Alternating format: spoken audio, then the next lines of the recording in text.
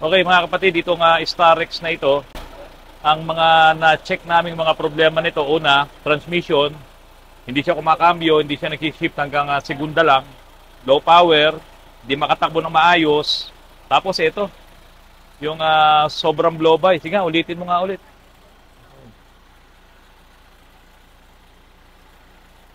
Ayan o. Mainit eh no? Oo, yun. Sobra. Kapag ganito, yung lakas ng blow-by mo, tapos, pumping oil na yon, ang laki pa rin ng body na binubuhat mo, yung engine load mo, talagang mahihirapan, kuya. Nararamdaman ko nga yun eh. Oo, ramdam mo? Oo, nararamdaman ko gano'n. Arangkada niya ba na yun? Oo. So, bigyan mo nga ako ng konting background, kuya. Kailan ba to? Patayin mo na, ano? Patayin mo na. O, kailan ba? I-vlog kita. Okay lang. Nung nanggaling kayo sa Bicol, saan kayo nasiraan? Sa Quezon, banda Quezon yun eh. Quezon. Bumigay ano nang sa ilalim ba, yung sa tubig? Oo. Radiator ho, sa tubig. Oo, natanggal. Oo. Eh, hindi ko namalayan yun eh. Oo. Tapos pagtakbo ko, nakita ko umusok na, overheat na. Nag-overheat. Tapos doon na nasiraan. Pina-overhaul nyo ng pinayos ron? Oo, tinawag ko yung mekaniko na kamag-anak mo. So doon na ginawa. Doon ginawa, tapos inuwi namin dito. Inuwi dito. So mula nung ginawa doon, inuwi dito, ito na yon. Ayan. Hindi kayo nagpamasin shop? Sabi nagpamasin shop, hindi mo na nakita eh. Oo. Pinamasin shop yung sana ba naunahan. Oo. Kasi, nung 2024, biya kami na ng Bicol, naramdaman ko, may na namatak yung packet. Mahina nang umatak. Sabi ko, iba na to eh. So ngayon, nagdoble na talaga yung engine, talagang pumping oil na, sumusukan na ng langis doon sa dipstick. Yung inyong cambio hindi na umaabot sa high speed. Hindi hanggang na. segunda lang. Oo, titignan ko. Kailan pa nagsimula itong hanggang segunda lang? Ano na rin, matagal na eh. So ginagamit mo na hanggang segunda lang ang takbo? Kasi nga, pag sinasabi ko, medyo alam mo, tatalo mo yung sa ito. Oo. Sige nga, pagtsaga natin gamitin, kaya malapit na lang. Hindi na pwede malayo. Isa yun sa naging reason din kung bakit napuwersa ng gusto ang makina mo. Biro mo, malaki yung body, tapos ang takbo mo segunda lang, high RPM ka. So palagi kang high RPM, parang kaya naging... nga, pag ano na, di ba, sa gas pedal, halos ayaw ko na tapakan eh. Kasi parang... revolution mo yun. Mamana siya maugong. Nakabukas yung oil cap. Yung cover. Meron pa rin siya. Malakas pa rin. Oo. So ibig sabihin yung pressure talaga nandun sa ilalim ng crankcase. Kasi pag sinito naman yan eh, hindi naman eh. Oo. Pag magsisinano ng oil, di ba? Lawa na. Kung ganun pala yun, pag pinandar mo, doon makita. Doon sa ano. Kaya sabi ko nga, iba na yan ng andar ba ng makina. Oo. So ngayon sir, medyo malaki lang ang ang problema natin. Kasi magpapa-overhaul kayo ng engine. Kung maayos ko man yung transmission nito, tapos ang magiging problema nyo naman, yan ang makina. So kasi ang akala ko, transmission lang eh. Yun din akala ko eh. Oo, yun din ang transmission eh. Gawin muna namin ang transmission, pero alam na natin na may problema ang makina after matapos ang transmission at hindi talaga makatakbo ng maayos, pwedeng makina na yon, hindi na transmission yon. Ganun ang mangyayari. Okay mga kapatid, susubukan ko na itong ginawa kong yung kabitan ng stereo dito sa dash. Binili ko po yan sa online, ikinorte ko dito sa Crosswind para makapaglagay ako ng magandang car stereo dito po sa unit ni Kuya Hubert. Yan. Kaya lang, hindi ko pa maikakabit ito, may install talaga ng tuluyan kasi gusto ko, ang mag-install po nito ay yung mismong binilan ko ng stereo para po kahit paano ay may warranty po tayo. So yan po ang kinalabasan nung winasa kong dashboard kasi talagang inopera ko yan, nilagari ko tong dashboard na to para nga po ma-mount ko itong lagayan ng stereo. Ayan po mga kapatid. Ito naman ay matibay. Hindi mo yan kayang-kayang sirain. Tapos, yung dito po ay maglalagay na lamang ako, mga kapatid, ng box. Meron naman talagang nabibiling box para dito. So, ito na yung magiging stereo ni Kuya Hubert Angco Paz. At tapos, natapos na rin namin itong repainting nitong kanyang unit. Ito, tignan nyo mga kapatid. Yung pagkaka-paint po namin dito. So, ganyan po siya kaganda, ganyan siya kakinis. Kitang-kita po yung mga glitters, no? Yung pagka-metallic nitong kulay nitong kanyang crosswind. Tapos, ito po ay pinare-upholstery din po namin. Tignan nyo po ang upholstery nito. Oh, lilinisin na lang, pupunasan ko ng Armor All. Meron pa ako isang utang sa kanya, itong console box. Ayusin ko rin po ito. Para naman na pag dinala na sa Ilocos Sur, itong sasakyan na ito ay magandang-maganda na. So ito mga kapatid, tignan nyo po yung kabuuan mismo nitong sasakyan. Halika dito Glenn, tignan mo. Ipakita mo sa kanila. Ito po ay pininturahan din po namin. Ngayon Glenn, ipakita mo yung kabilang side nitong ginawa nating lagayan ng stereo. Ito po mga kapatid. Oh.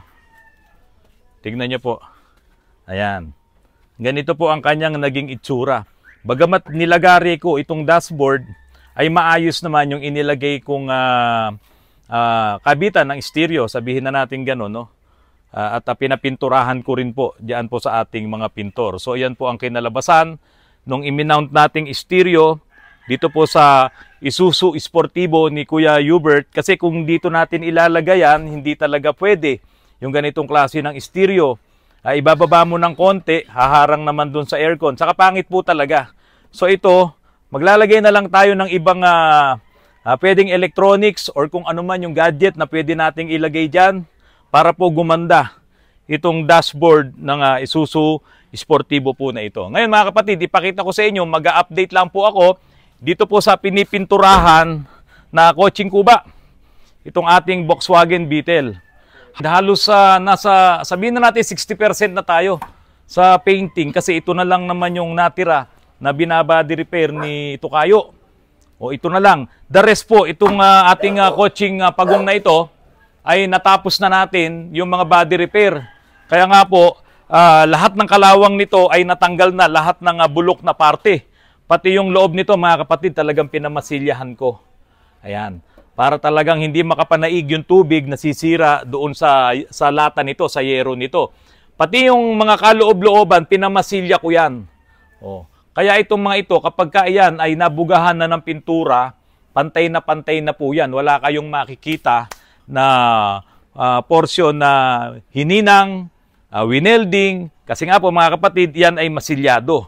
So dito po, tignan nyo rin yung kabuuan na nitong ating Kotseng Pagong. Oh. Ayan, magaling din po kasi talaga yung team natin sa pagpipintura. Mag-ama at magkumpare, yung bumabanat dito, 3 po sila. So, mga kapatid, siguro next week, kaya lang ay mayroong bakasyon.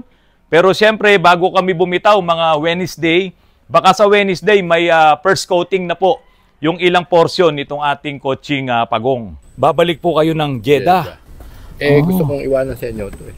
Oo nga po. Ano po ba ang gagawin natin dito sa inyong Mitsubishi Adventure? Nakita ko yung vlog mo na yung pinalitan nito, tsaka Steel bumper. Tsaka yung gulong tumaas. Ay, opo, oo. Ito hindi ko gawa yan. Hindi po yan. Hindi ko po gawa yan, kaya ito inaayos ko. Ang gusto nyo po dito ay mapalaki yung gulong. Meron po rin yung crosswind. Tsaka tataas ba ng konti yung sinasabi nyo parang 4 inches ba? 6 stud ba yun? O... Yun po talaga yung maganda, yung i-convert ko na ito ng double wishbone suspension. Tapos pakinisin, pintura, yung kung anong makitang sira ba kasi parang kinakalawang na ilalim na stock ito. Ang plano ay gagawin po nating double wishbone suspension. O para maging 6 studs. Opo. So kapag po ganun ang ginawa natin, disc brake na rin po ang likod niyan kasi Pajero po yung nilalagay ko. Tapos po sa harap ay double wishbone suspension. Ang gulong po natin ay 31 or 33. Ano po ba gusto nyo? Tama lang siguro yung 31. Ito po yung 31 na gulong, sir. Ganito po siya kalaki. Ito po. Ang laki din pala. Oo. Teka, 31. Opo, 31 yan. 31. Yan na po siya. Pero yung nakita nyo po sa amin dati, 33 po yun. Ito naman po 33, ito nakalagay sa Hilux. Ay, pinakamaganda yung maliit lang. Ayan. So si Sir Bayani Bernardo ay pabibihisan niya yung kanyang Mitsubishi Adventure na maging pang off-road. Yan po ay naka double wishbone suspension, naka LSD na po yon, limited slip differential, tapos po naka steel bumper harap at likod po tayo para po may lagayan din ng spare tire. So si Sir Bayani ay pupunta na po sa Jeddah. Kailan po ba? Sa 15 po. Sa A15. So iiwan nyo po talaga sa amin yan. Sino po bang babatiin nyo? Yung taga Pilipinas din or yung nandoon po sa Jeddah? Yung mga nasa Jeddah na Opo. kasama ko sa Saudi Bin Laden. Shout out kala Jerry, kala Tommy, Jojo, Ronnie, sila Alas, si Albert. Albert. Oh. Albert. Oo. Panay magkakasama po kami sa sa opisina. Mga kapatid, bukas po alas 3 ng hapon, nandiyan po tayo sa Manila International Auto Show. Diyan po sa World Trade Center po. Magkita-kita po tayo bukas alas 3 ng hapon sa Manila International Auto Show. Yan. Ito.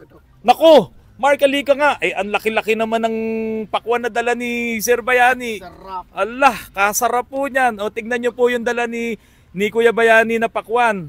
O, ang tamis niyan. Sa Nueva Ecija din, sa Saragossa.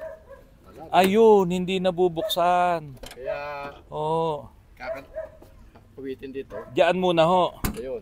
Oo. Ito naman, baka po naka-child lock lang. Tingnan po natin. Ayun. Sige po. Opo. Tingnan po natin. Ay, hindi. Talagang sira.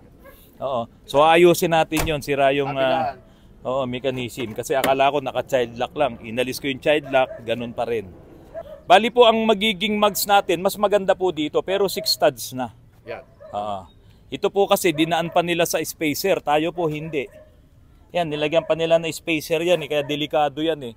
Tayo, yung bibili nating mags, yung malapad na talaga. O, hindi na ho yung ganyan na ano.